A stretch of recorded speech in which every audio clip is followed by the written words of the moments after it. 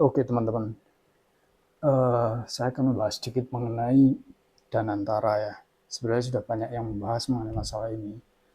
Cuman ini sebagai semacam another view aja. Saya hanya mengcompile dari beberapa pendapat dan beberapa literatur yang ada, yang saya summarize menurut view saya. Yang mungkin teman-teman juga sudah tahu apa itu Danantara. Oke, kita mulai. Apa sih sebenarnya Danantara?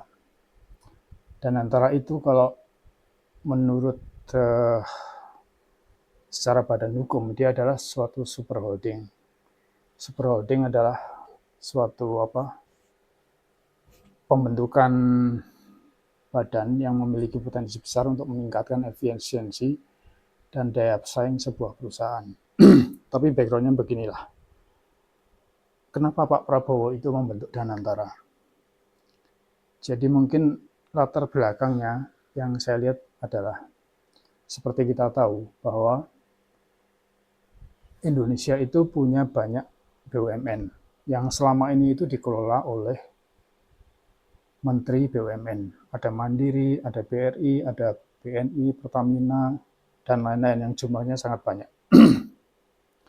Nah, selama ini kontribusi BUMN ini ke negara apa sih? Kontribusinya adalah dalam bentuk dividen.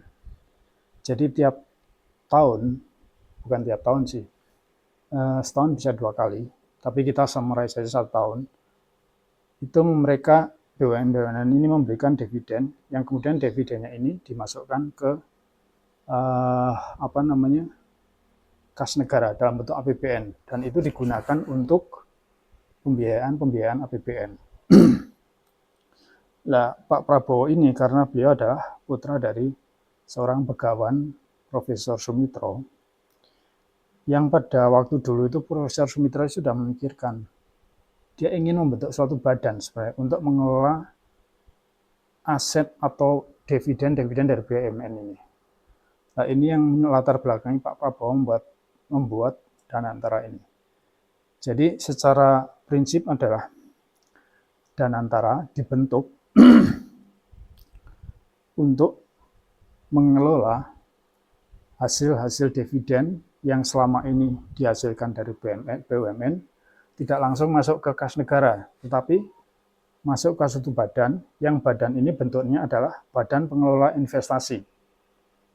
Tapi bentuk institusinya adalah superholding. Jadi superholding itu dia membawai beberapa perusahaan, yang perusahaan-perusahaan itu akan menghasilkan investasi atau pendapatan juga. Lah, tidak hanya dari dividen BUMN saja. Pak Prabowo juga memikirkan satu apa yang disebut dengan optimalisasi aset. Jadi pada waktu Pak Prabowo diangkat menjadi presiden, pertama kali dia lakukan adalah dia mengecek APBN, bahkan sampai ke tier 9.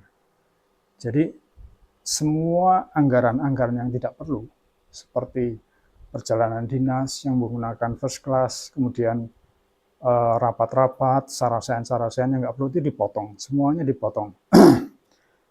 Dan dari hasil pemotongan itu menghasilkan satu efisiensi yang nilainya pada saat itu sekitar 20 billion US dollar, which is itu sangat besar. Kalau dirupiahkan itu kira-kira 325 triliun. Sangat besar. Jadi, dari optimalisasi aset ini atau efisiensi ini, plus ditambah dengan dividen BUMN, itu menjadi modal awal dari Danantara ini. Nah, sampai di situ kita ingin lihat, apa sih sebenarnya fokus dari Danantara ini? Danantara itu fokusnya itu ada 3 sebenarnya. Yang satu adalah, pertama, dia untuk hilirisasi komoditas, yaitu nikel, bauksit, dan tembaga. Oke, kita bicara hilirisasi ya. Banyak kontroversi yang terjadi di sini, karena gini, kalau hanya sekedar katakan hilirisasi nikel, itu ada yang bilang, itu bentuknya itu nggak harus suatu super holding, itu terlalu besar gitu loh. Mereka bilang bentuknya mestinya SPV. SPV itu adalah apa namanya special purpose vehicle. Jadi semacam badan yang mengelola suatu proyek. Kira-kira gitulah simpelnya. Nanti saya terangkan. Cuman masalahnya adalah kalau Danantara ini hanya mengelola satu proyek, itu bisa dibentuk SPV. Tapi masalahnya bukan hanya hilirisasi nikel, nanti akan ada hilirisasi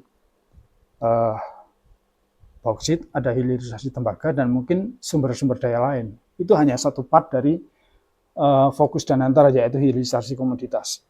Yang kedua adalah akan fokus di teknologi juga.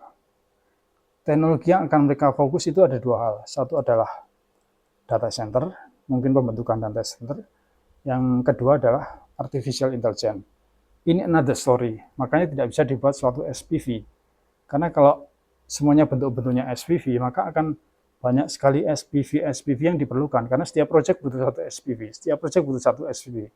Itu akan complicated, makanya dibentuklah ini, Danantara yang bentuknya adalah super holding. Jadi dia memanage banyak proyek gitu loh. Yang ketiga, fokus dari Danantara adalah energi dan pangan. Dan energi pangan ini nantinya akan energi mereka akan fokus pada energi terbarukan, apakah itu bentuknya solar cell ataukah bentuknya yang lain. Kemudian ketahanan pangan, seperti yang kita ketahui sekarang melalui Menteri Pertanian, kita sudah mulai melihat bahwa panen padi dan segala macam itu sudah mulai peningkatan. Apa yang dilakukan Menteri Pertanian pada proses penanganan ketahanan pangan ini? Dia hanya meng-cut birokrasi distribusi pupuk dari pabrik ke petani. Karena selama ini dari pabrik sampai ke petani itu melewati banyak birokrasi, tanda tangan gubernur, tanda tangan kepala daerah, dan macam-macam. Sekarang di-cut langsung dari pabrik ke petani. Makanya langsung petani dapat pupuk, langsung bisa untuk tanam, sehingga produksi padi juga meningkat. Itu salah satu dari ketahanan pangan. Jadi simpelnya Danantara adalah semacam manajer investasi yang mengelola dana-dana hasil dividen plus dana-dana optimalisasi aset yang ada yang nanti akan diinvestasikan kembali dalam tiga hal tadi, tiga proyek utama yang nantinya akan menghasilkan profit, yang profitnya itu nanti akan dipakai untuk kepentingan rakyat. Oke, itu dulu teman-teman, karena sebenarnya kalau kita bahas Danantara itu akan panjang sekali. Saya batasi segini dulu. Mungkin ini juga penjelasan saya juga kurang, tapi part by part. Nanti video selanjutnya akan saya lanjutkan. Oke, sekian dulu. Terima kasih.